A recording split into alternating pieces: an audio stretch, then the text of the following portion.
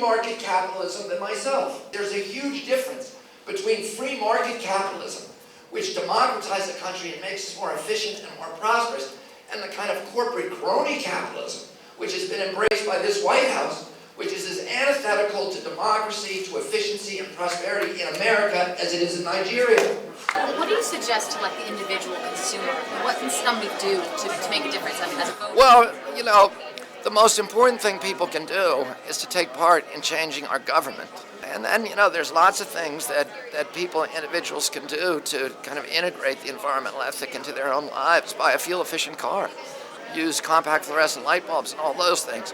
But the real change is going to come when we change our government, and everybody's got to start getting involved in that. If you talk to the people who are engineering these rollbacks, what they invariably say is, and you say to them, why are you doing this? You have children too.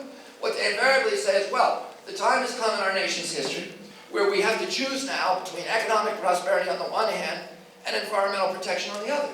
And that is a false choice. In 100% of the situations, good environmental policy is identical to good economic policy. You talked a lot about the economy and that capitalism is good. Are there companies that you look at that are doing good things? Yeah, there's a lot of great companies out there. In each of the industries, even the oil industry, there's good actors and bad actors. There's Exxons, which are bad virtually all the time, and then there's companies like BP that try to do good stuff, and Shell and Hess and some of the others that are much better in those areas.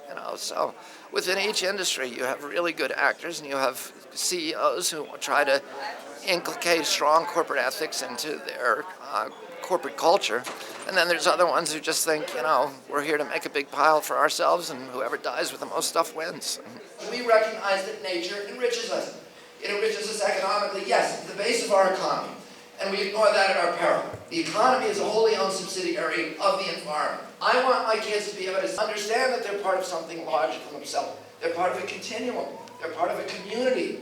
I don't want my children to grow up in a world where there are no commercial fishermen left on the Hudson, where it's all Gordon Seafood and Unilever, 100 miles offshore and 400-ton factory trawlers strip mining the ocean. And I don't want my children to grow up in a world where there are no family farmers left in our country, where it's all, Smithfield and Cargill and premium standard farms raising animals in factories and warehouses and treating their stock and their workers and their neighbors with unspeakable cruelty.